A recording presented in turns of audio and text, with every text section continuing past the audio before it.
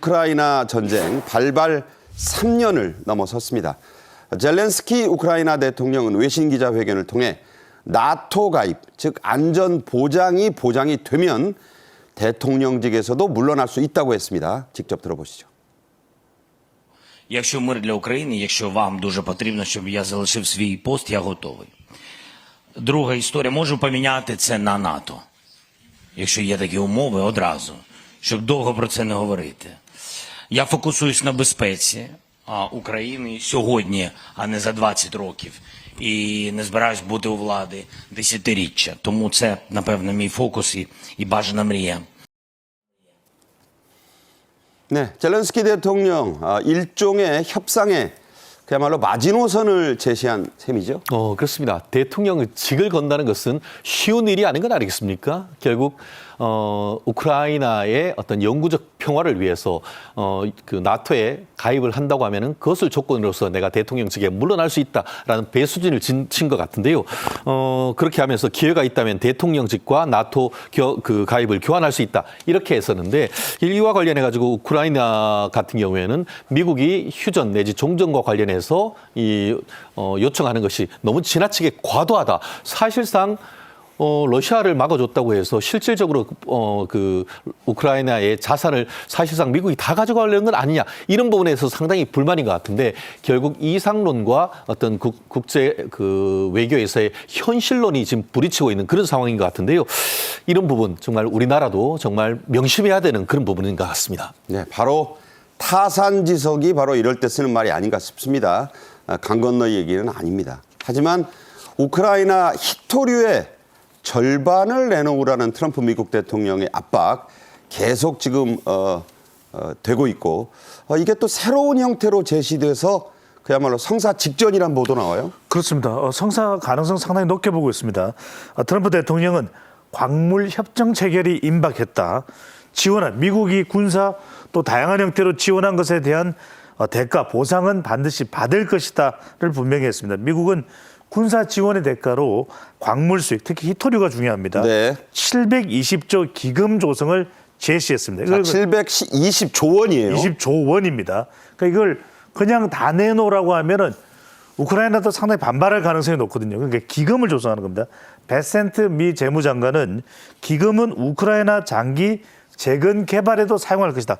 이렇게 되면 우크라이나도 좀 설득이 될 수 있기 때문에 이런 이유로 성사 가능성이 상당히 높게 점쳐지고 있습니다. 네. 자, 5천억 달러입니다. 지금 환율이 왔다 갔다 하지만 우리 돈으로는 720조 원에 거의 가깝습니다.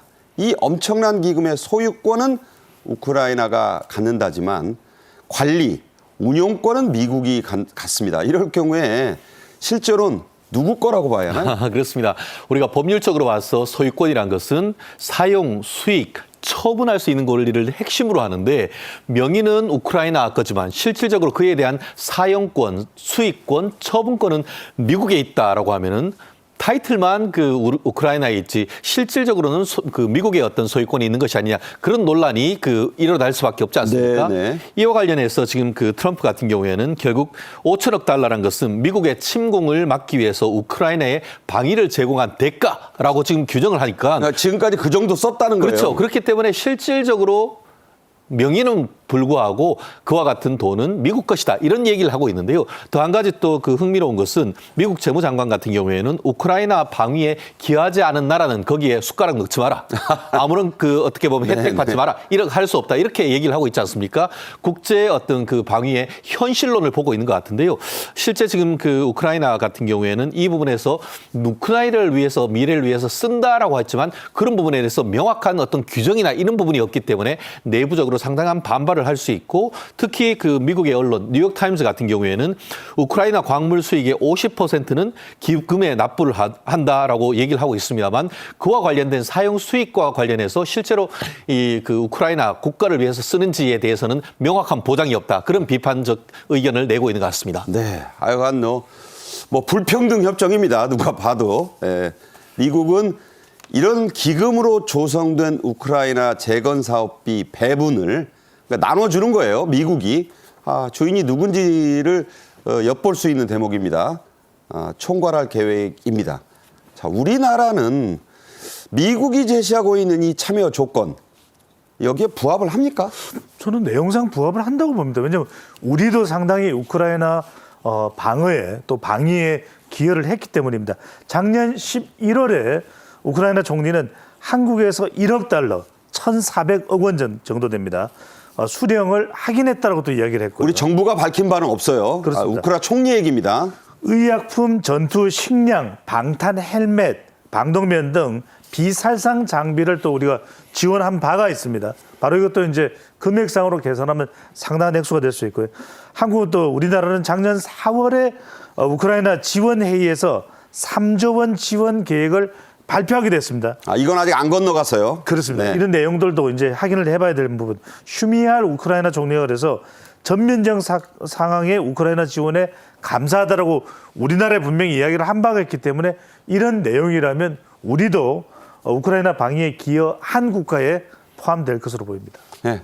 다만 그 평가는 우크라이나 대통령이나 우크라이나 총리가 하는 게 아니고 트럼프 미국 대통령과 그 부하라고 할 수 있는 베센트 미 재무장관이 할 것 같아요. 그러니까 평가는 미국이 합니다. 혜택을 준 국가인지 아닌지. 자, 트럼프 미국 대통령은요, 우크라이나의 나토 가입을 용인할 생각이 없어 보입니다. 젤렌스키는 간절히 원하지만. 그래서 이 광물 협정에 밝혀진 조건을 보면 제가 보기에도 좀 불평등해요.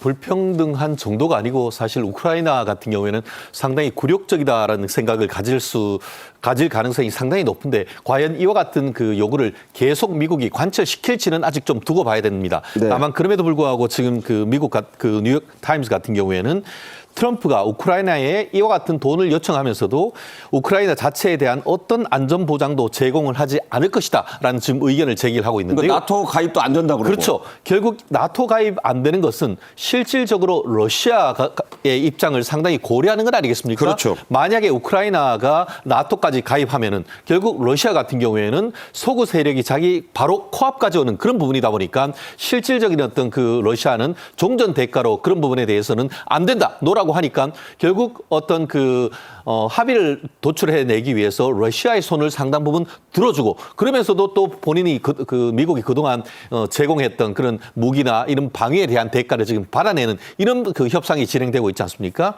이 부분과 관련해 가지고도 또 특히 광물 협정에는 이 돈이 결국 기금 720조나 되는 기금이 우크라이나 재건을 위해서 얼마나 쓴다 이런 말 자체도 없다라는 그 얘기가 지금 그래요. 나오고 있으니까 네. 사실 이 부분이 정말 어떻게 보면 안타깝다라고 볼 수 있는데 이 750조란 기금이 얼마나 많으냐.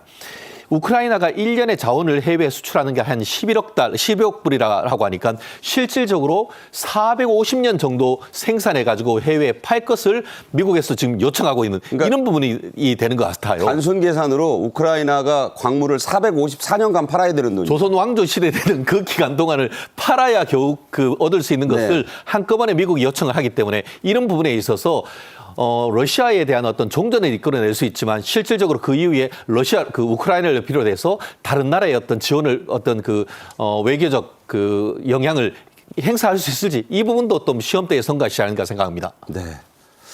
참으로 대단한 조약 협정이죠.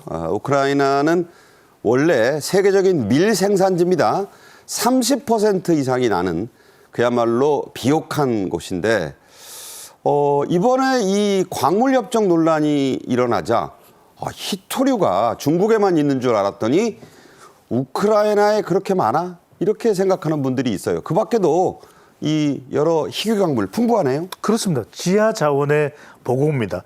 미국이 지정한 핵심 광물이라고 하는 것이 대부분 보유하고 있는 나라가 바로 우크라이나입니다. 지금 지도를 보면은 확실하게 볼 수 있는 색깔이 칠해져 있는 부분인데 뭐 여러 종류입니다. 티타늄, 리튬, 베릴륨, 망간, 갈륨, 우라늄, 지르코늄, 흑연, 인해석, 형석, 니켈. 쉽게 얘기해서 저게 IT를 만드는데 꼭 필요한 것들이에요. 그렇습니다. 그러니까 전기차 배터리의 핵심 소재가 리튬인 건 아시잖아요. 네. 그러다 보니까 이 트럼프 대통령의 최애 일론 머스크가 지대한 관심을 가지고 있는 나라도 우크라이나입니다. 1호 버디가. 그렇습니다. 네.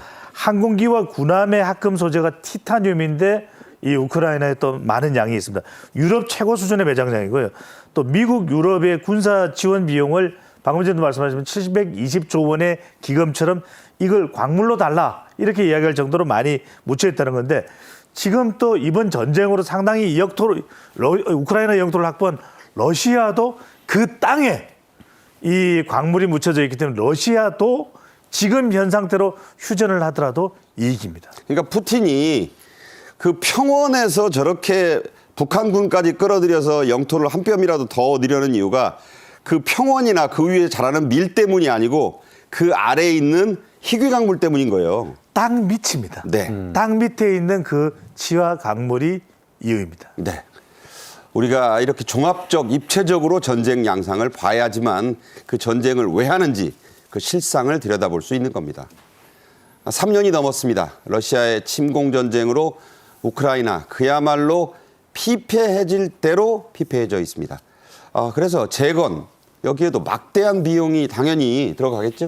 그렇습니다. 사실 우리나라가 1950년 6.25 전쟁 3년간의 전쟁이었고 그 기간과 거의 비슷한 정도의 전쟁이 우크라이나에서 벌어진 건 아니겠습니까? 마치 그때 일본이 한국의 어떤 전쟁을 통해서 일어났을 만큼 굉장히 큰 지금 재건 비용이 있는데 사회 영역, 그러니까 주택이나 보건, 교육에 1,600억 정도, 그리고 인프라 영역에서 교통, 에너지, 통신 이런 데에도 또 한 1,500억 가까이, 그리고 또 생산 영역인 상공업, 수곡, 수로 같은 경우에도 1,366억 원 정도, 기타 합해가지고 저게 달러예요, 전부. 달러입니다. 원 아닙니다. 예. 우리나라 돈으로 700조 원. 우리나라 한 해 예산이 600조를 넘으니까 우리나라 전체 한 해 예산보다 훨씬 더 많은데 거기에 그만큼의 어떤 좋은 기회가 있다라고 하는데요. 그래서 그런가요? 우리나라의 대표적인 해외에 진출하는 기업들, 현대 그룹 같은 경우에는, 현대건설 같은 경우에는 이미 그 우크라이나의 도시건설, 항만건설, 항공건설과 관련해서 MOU를 체결했고, 공항공사하고 그렇습니다. 공항 다시 짓는 거. 그렇습니다. 그리고 또 삼성물산 같은 경우에도 그 리비오시와 스마트 시티와 관련되는 그 MOU를 체결했다고 하고요. 그 외에 HD 현대그룹 뿐만 아니고 포스코 인터내셔널, 이 다 전 세계적으로 시공 능력과 토목, 건축에 어떻게 보면 명함을 내밀 수 있는 그룹인데, 우리 위에서는 저렇게 되지만 물 밑에서는 우리 기업들이 벌써 많은 지금 그 영토를 넓히는 작업을 하고 있기 때문에 추후에 우리나라 어떤 경제 발전도 되고 또 어떻게 보면 우크라이나를 지원을 할 수 있는 일거양득의 어떤 그 기회가 되지 않을까 예측을 해봅니다. 네, 700조 원 가까이 저 재건 비용이 드는데 정작 발주하는 우크라이나에 돈이 없어요. 여러분이 그걸 아셔야 됩니다. 그래서 그 히토류를 팔아서 기금을 조성하라는 게 미국의 요청이고, 또 이걸 나눠 가질 곳은 미국이 결정합니다. 그래서 미국, 유럽의 주요 이 큰 손들이 돈 되는 프로젝트들은 다 가져갈 것 같습니다. 우리나라는 자칫 뭐 좀 심한 표현이지만 비주류, 좀 건더기는 좀 못 먹지 않을까, 그런 얘기가 벌써부터 나와요. 그러니까요. 중요한 건 우리가 이 재건 사업에서 돈을 받을 수 있을지가 중요합니다. 앞서 말씀하셨던 대로 우크라이나 재건 사업, 우크라이나는 돈이 없습니다. 그러다 보니까 국제 기구가 지원하고 민간 투자가 중심입니다. 여기서 미국과 유럽, 독일이나 이런 국가들이 사업성 높은 프로젝트를 선점할 가능성이 높으니까 우리나라가 이거 자칫 비주류로 전락하는 거 아니냐, 상당히 우려가 될 수 있는데, 우크라이나 정부도 우리에게는 공적 개발 원조로 무상 사업에 좀 참여해달라, 우크라이나가 돈이 없다, 이런 얘기를 하고 있습니다. 그러니까 우크라이나 정부는 돈 안 받고 좀 해주세요, 그런 입장이에요. 그렇습니다. 하지만 이것도 어느 정도 것이죠. 그래서 우크라이나가 부패가 심각하다 보니까 뭐 MOU를 체결했네, 협정을 체결했네, 믿을 수가 없습니다. 중요한 건요, 공동 참여 해소 방안을 강구했는데, 그래서 미국이 또 중요합니다. 역시 이 우크라이나에서 우리가 얼마나 재건 사업에 참여하고 돈 되는 사업에 참여하냐는 트럼프 대통령과 얼마나 협력을 미국과 할 수 있느냐가 핵심의 핵심입니다. 네. 이렇게 저렇게 얽혀 있다 보니까 결국 또 트럼프 대통령으로 가고 있습니다. 잘 생각해야 됩니다.